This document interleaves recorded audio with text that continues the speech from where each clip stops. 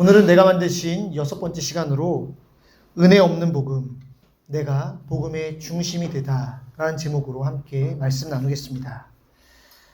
우리는 지금 몇 주 동안 계속해서 우리 안에 있는 우상의 실체를 함께 보았습니다. 오늘은 특별히 종교의 영역, 즉 기독교 신앙 안에 있는 우상에 대해 함께 나누고자 합니다. 기독교 신앙 안에 있는 우상, 사실 좀 말이 안 되죠. 기독교 신앙 안에 있다는 것은 하나님을 믿고 섬긴다는 것인데 그 안에 우상이 있다니 좀 이해가 되지 않습니다. 하지만 어쩌면 그렇기 때문에 가장 위험하고 또 알아차리기 힘든 우상의 모습이 아닐까 생각합니다. 왜냐하면 이 우상은 우리로 하여금 하나님의 뜻대로 산다, 또 행하고 있다 생각하면서 동시에 하나님으로부터 멀어지게 만들기 때문입니다. 하나님을 잘 섬긴다고 하나님은 안에 있다고 여기지만 실상은 하나님과 뜻과 전혀 상관없이 살고 오히려 더 하나님으로부터 멀어지게 한다는 점에서 이 기독교 신앙 안에 있는 우상은 더 교묘하고 우리가 알아차리기 참 힘든 모습일 수 있습니다. 그럼 이 우상의 실체는 무엇일까요? 한마디로 말하면 은혜 없는 복음이라 말할 수 있습니다. 은혜 없는 복음. 이 은혜 없는 복음이 우리 안에 들어올 때 나타나는 두 가지 대표적인 현상이 있는데 하나는 도덕주의, 그리고 또 하나는 배타주의입니다. 도덕주의 신앙은 다른 말로 하면 율법주의 신앙이라고 말할 수 있습니다. 오늘날 많은 교회가 안타깝게도 복음을 착하게 살자 내지는 하나님을 위해 더 열심히 헌신하자 라는 어떤 도덕적인 규범으로 축소하거나 왜곡하는 것을 보게 됩니다. 이런 경우 하나님은 사랑과 은혜의 하나님이 아니라 보상 시스템의 관리자가 될 수밖에 없습니다. 이런 복음을 믿으면 도덕적 자기 구원의 모습을 띠게 되죠. 이런 복음으로 살아가는 사람들은 겉으로 보면 너무나도 신앙이 좋습니다. 아주 선하고 또 열심히 신앙생활합니다. 주변 사람들로부터 믿음 좋다라는 이야기를 듣게 되죠. 그러나 내면을 보면 순종을 자기 축복의 수단으로 삼을 수 있습니다. 그리고 그것을 통해 내가 원하는 것을 하나님으로부터 얻고자 하는 마음들이 있습니다. 그래서 이들에게 복음은 더 이상 기쁜 소식이 아니라 자기 의의를 강화하는 종교적인 체계가 됩니다. 이런 복음을 믿고 신앙생활하면 신앙생활은 점점 기쁨을 잃어가고 어느 순간 사람들을 평가하기 시작합니다. 아, 저 사람은 너무 헌신적이야. 저 사람은 요즘 보니까 믿음이 떨어진 것 같아. 이런 말들은 사실상 나는 그만큼 의롭다라는 자기 확신에 변형된 언어일 수 있습니다. 그 결과 은혜가 점점 사라지고 헌신의 경쟁과 피로만 남게 되죠. 이렇게 은혜가 사라진 교회는 결국 자기 의의 피라미드가 되어갑니다. 가장 꼭대기에 있는 누군가는 가장 의의를 많이 쌓은 사람, 가장 밑에 있는 사람은 헌신하지 않은 사람. 또 은혜가 사라진 복음은 배타주의로 전락하게 됩니다. 정치적, 또 종교적, 신학적, 문학적인 울타리를 치고 나만 옳다, 우리만 옳다라고 말을 합니다.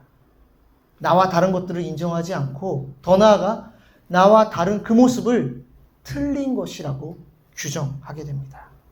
그래서 누군가를 너무나도 쉽게 판단하고 정죄하게 되죠. 아, 저 사람 보니까 아직 예수 믿을 준비가 안 된 것 같아. 아, 저런 사람이랑은 나 같이 신앙생활 할 수 없어. 이런 것들이 배타주의의 모습입니다. 도덕주의와 배타주의 우리가 좀 살펴봤는데 한번 그 예를 성경에서 좀 찾아보겠습니다. 도덕주의 신앙의 예로 탕자의 비유에 나오는 큰아들 들 수 있습니다. 우리가 흔히 돌아온 탕자라고 이 비유를 말하죠. 이야기의 대부분은 아버지의 유산을 받아가지고 허랑방탕하게 쓰다가 결국 잘못을 뉘우치고 돌아온 작은 아들에게 초점이 맞춰져 있습니다. 그런데 우리는 조연처럼 잠시 등장하는 이 큰아들의 태도를 통해 은혜 없는 복음의 실체를 보게 되죠. 집을 나갔다가 돌아온 동생을 위해 아버지가 큰 잔치를 열어줍니다.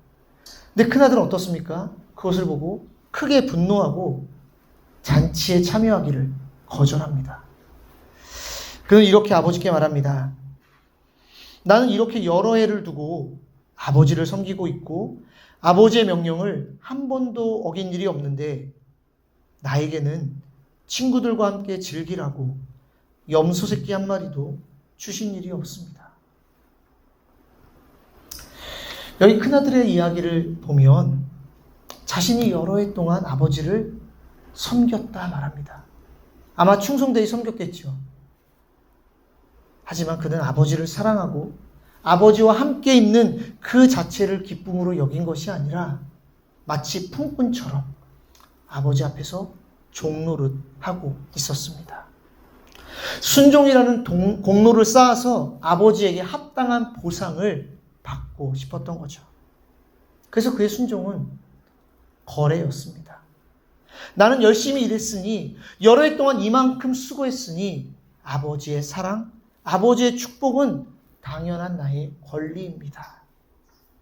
그런데 아무 일도 하지 않은, 아니 오히려 아버지의 재산을 축내고 돌아온 작은 아들에게, 그 탕자에게 큰 잔치를 열린 것을 보고 큰아들 분노한 것이죠. 저 잔치상은 내가 받아야 마땅한 건데, 여러 해 동안 수고한 내가 받아야 되는데 어떻게 저런 탕자에게 줄 수 있느냐. 큰아들은 분노한 것입니다. 이것이 바로 도덕주의, 율법주의의 실체입니다. 겉으로 보기에는 도덕적으로 너무나도 선해 보이고 충성돼 보이지만 마음속 깊은 곳에서는 자기 의의를 쌓아서 하나님을 통제하고 은혜가 아닌 자기 행위를 결국 구원의 근거로 삼고 있습니다. 그래서 팀 켈러 목사님은 이런 도덕주의자들과 하나님과의 관계를 가로막고 있는 것은 그들의 죄가 아니라 저주받을 그들의 선행이라고 비판했습니다. 선행인데 저주받을 그들의 선행. 배타주의에 가장 알맞은 예는 우리가 잘 아는 요나를 들 수 있죠. 요나 입장에서 보면 니느웨 사람들은 그저 악하고 저주받을 이방인에 불과했습니다. 그렇게 자신들을 침략하고 괴롭히던 그 이방인들에게 복음을 전하라 말씀하신 하나님 명령 듣기도 싫었고, 또 그들의 행여라도 회개하고 구원받는 것은 더더욱 싫었습니다. 그래서 마지막에 요나가 니느웨가 구원받는 것을 보고 니느웨를 향한 그 하나님의 은혜 앞에 대항하며 심하게 분노했던 것이죠. 하나님은 오직 이스라엘의 하나님이셔야 하고 오직 이스라엘만 구원하시는 하나님이시기 때문에 이방인들에게 그 하나님의 은혜와 구원이 임하는 것을 요나는 견딜 수가 없었습니다. 철저히 하나님의 구원으로부터 그들은 배제되어야 마땅하다. 요나는 생각했던 것이죠. 이게 바로 요나가 가지고 있던 배타의식 또 선민의식이었습니다. 요나는 선지자로서 하나님을 섬긴다 말했지만 여전히 하나님을 통제하려고 했고 은혜를 자기 판단의 자격 기준으로 바꾸어 버렸던 것이죠. 신명기 7장 보면 하나님께서 이스라엘 백성들을 선택하신 이유에 대해 아주 명확하게 나와 있습니다. 신명기 7장 7절과 8절 말씀 제가 읽겠습니다. 주님께서 당신들을 사랑하시고 택하신 것은 당신들이 다른 민족들보다 수가 더 많아서가 아닙니다. 오히려 당신들은 모든 민족 가운데서 수가 가장 적은 민족입니다. 그런데도 주님께서는 당신들을 사랑하시기 때문에 당신들 조상에게 맹세하신 그 약속을 지키시려고 강한 손으로 당신들을 이집트 왕 바로의 손에서 건져내시고 그 종살이하던 집에서 이끌어 내어주신 것입니다. 이스라엘은 하나님의 은혜로 선택받았는데 그 선택을 자격의 증거로 오해하였습니다.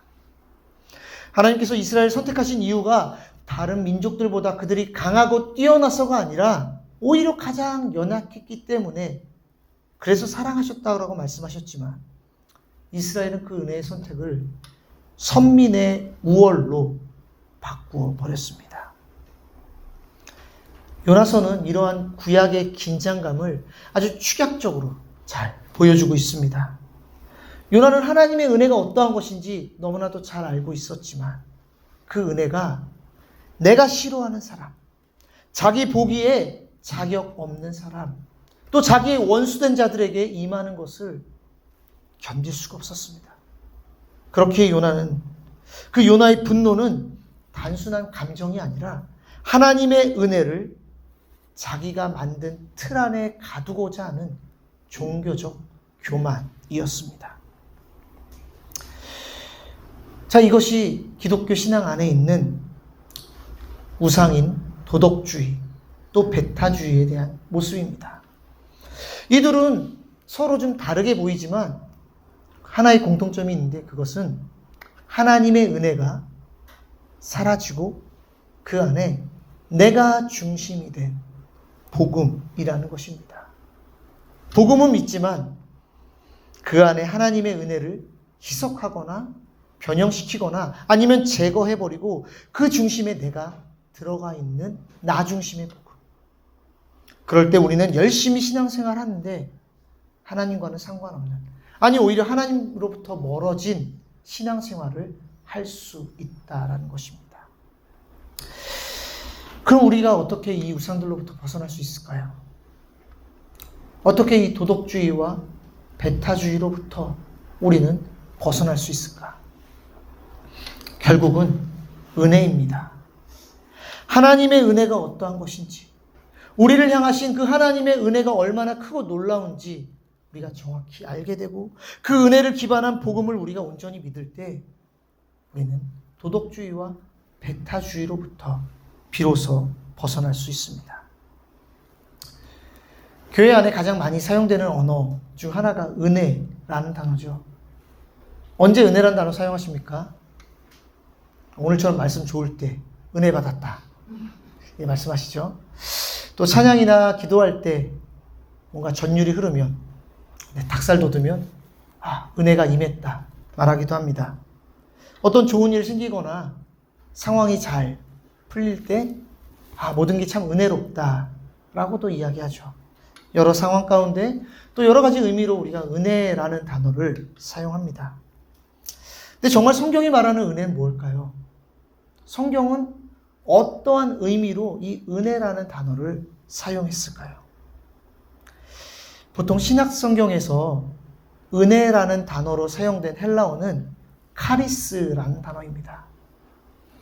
카리스라는 단어는 은혜라는 뜻뿐만 아니라 어떤 혜택, 호의, 또 선물, 이런 일반적이고 일상적인 단어입니다.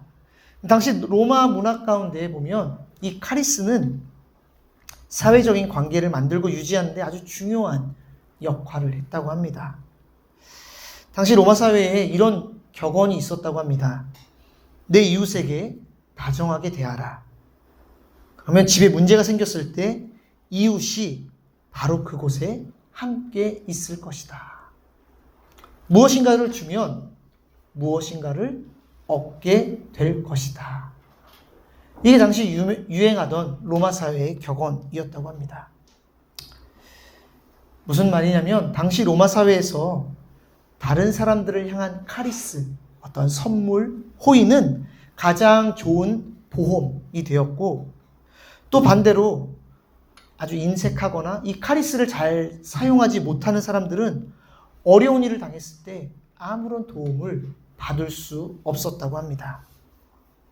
이렇게 선물을 주고받고 보답하는 체계는 사람과 사람 간의 관계뿐만 아니라 신과 사람의 사이에서도 동일하게 적용이 되었다고 합니다.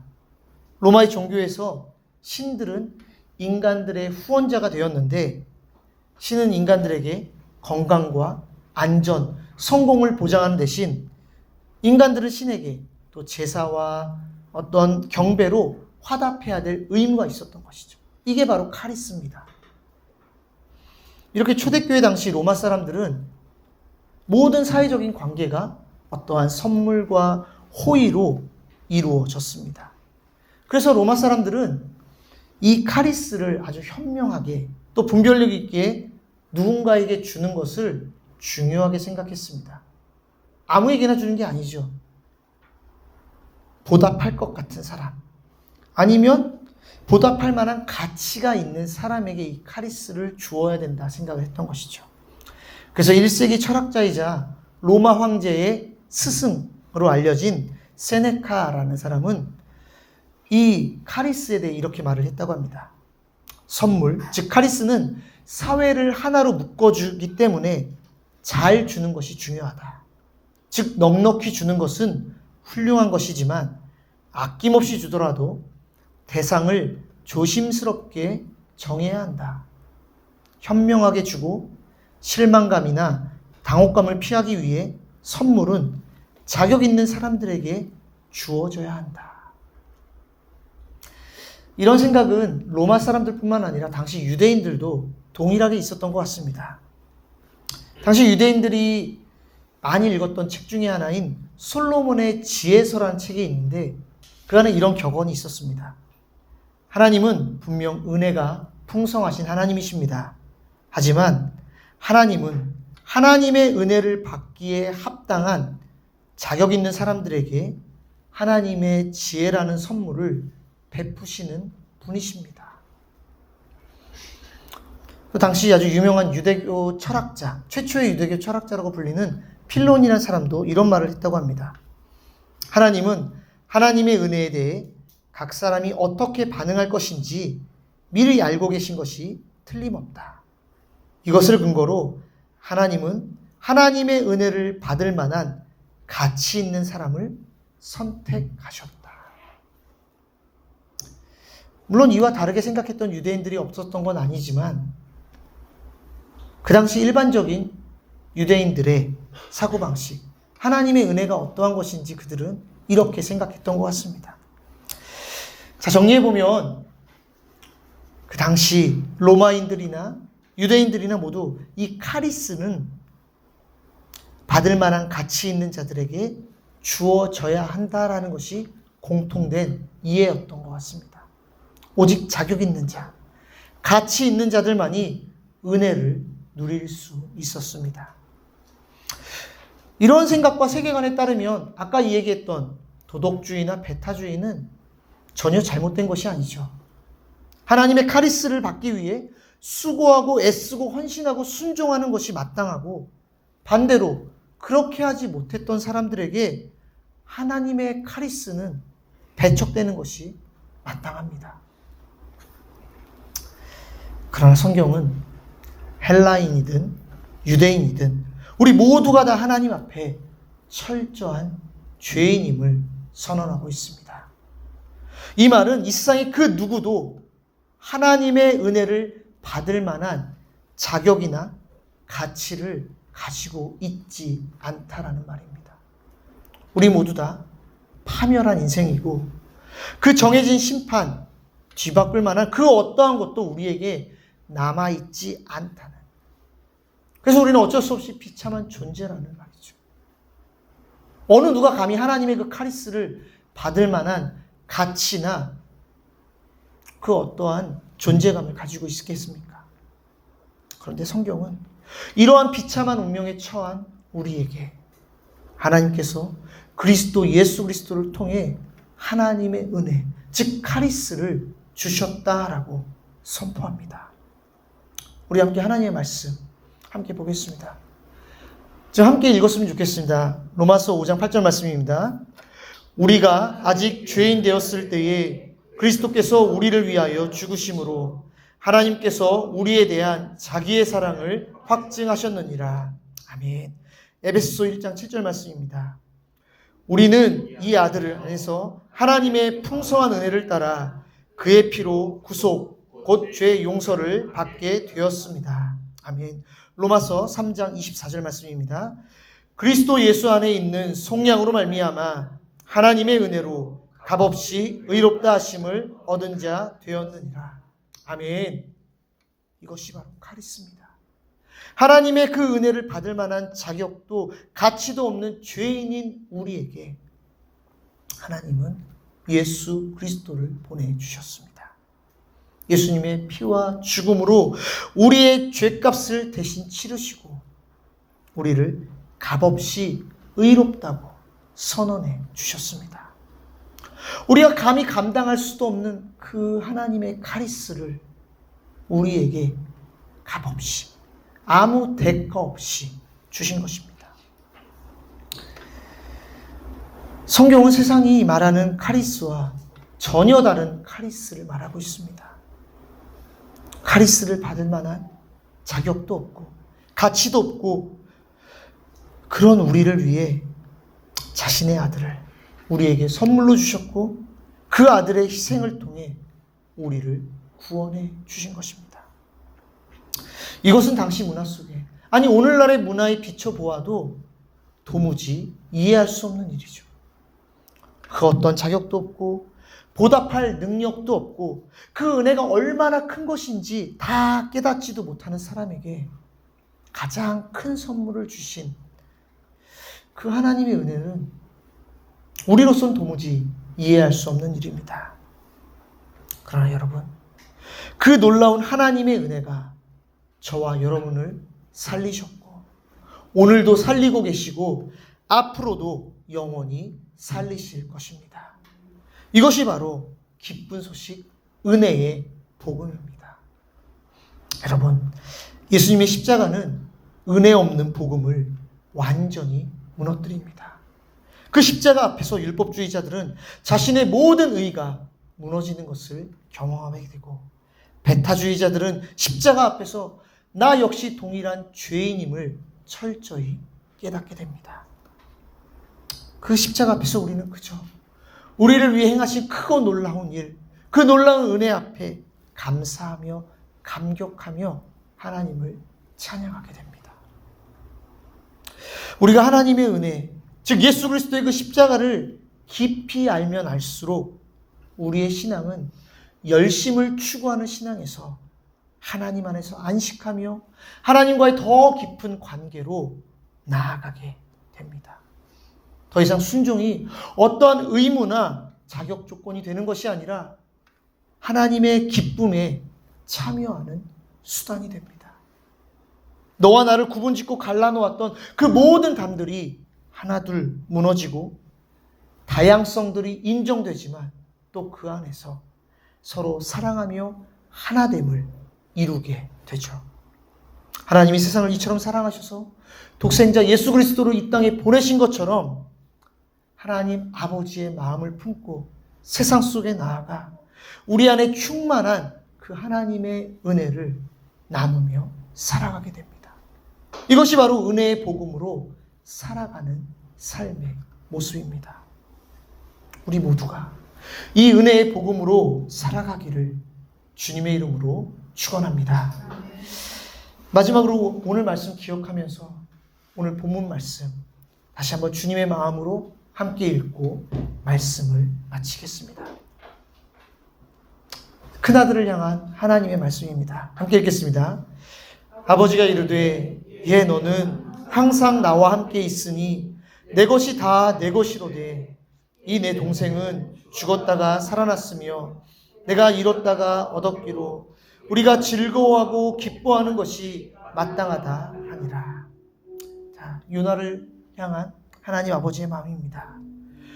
여호와께서 이르시되 내가 수고도 아니하였고 재배도 아니하였고 하룻밤에 났다가 하룻밤에 말라버린 이 박넝쿨을 아꼈거든. 하물며 이 큰 성읍 니느웨에는 좌우를 분별하지도 못한 자가 12만 명이요 가축도 많으니 내가 어찌 아끼지 아니하겠느냐 하시니라. 아멘. 함께 기도하겠습니다. 이제 우리가 우리에게 베푸신 그 놀라운 주님의 카리스를 기억하면서 함께 기도하겠습니다. 하나님, 아무 가치도 없고 자격도 없고 또 도무지 갚을 수도 없는 우리지만 하나님의 가장 크신 카리스 예수 그리스도를 이 땅에 보내주셔서 우리를 구원하여 주심을 감사합니다. 주님, 오늘도 그 은혜에 감격하며 우리 안에 있는 모든 우상들이 무너지게 하여 주시옵소서. 내 자신의 의의를 쌓으려고 했던 우리의 모습, 다른 사람들을 판단하고 나만 옳다라고 생각했던 배타주의, 모든 것들 하나님의 은혜 앞에서 무너지게 하시고 오직 주님의 은혜에 감격하며 감사하는 우리가 되게 하여 주시옵소서. 이 시간 우리가 한 목소리로 함께 기도하면서 주님 앞에 나아가겠습니다. 함께 기도하겠습니다.